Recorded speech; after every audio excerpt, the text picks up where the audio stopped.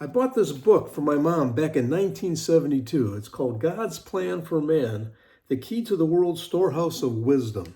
And of course, it's not just this book. This book refers to the Bible.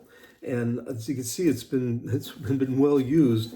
And she's left me several really notes in here and her thoughts, which I think is great. I've gained so much knowledge from my mom's Bibles because she's left so much written in there for us. For me in particular to read since I have them. But this just reminded me by looking at this too that God has a plan for all of us. And I want to talk to you about that today in your morning cup of inspiration. See, God has a plan for us, but many of us are afraid to ask him. We're just afraid to ask him what the plan is.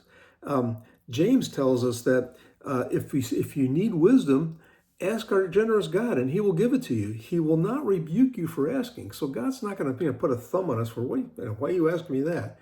He wants us to know his plan for us because he has one for each and every one of us individually. Now I look back at Moses over in Exodus 33:13, and he asked God for divine direction. He said, "Now therefore I pray, if I have found grace in your sight, show me now your way that I may know you and that I may find grace in your sight."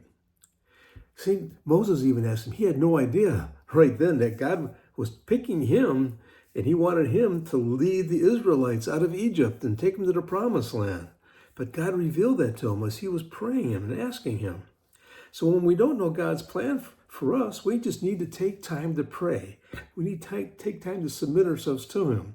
And Paul tells us how to do that over in Romans12, 1 and 2.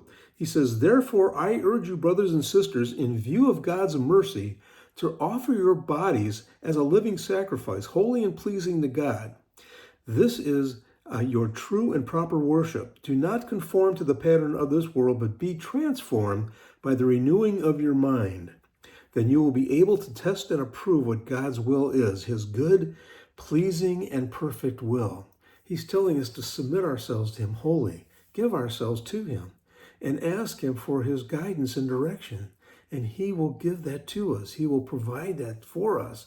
He will show us the way and what he has for our lives. So to know the pleasing and perfect will of God has for our lives, the first thing we need to pray. We need to give ourselves over to him. And then he will reveal his plan for us. Don't ever be afraid to ask God what his plan is for us, because he wants us to know, but he wants us to seek him for it too. See, God has a plan for you, just like he has a plan for me. The future is unknown to us, but it's known to him. And he loves you so much, and he has a plan for you to succeed and get through it. God bless everyone. Look forward to seeing you again for another morning cup of inspiration. Have a wonderful day.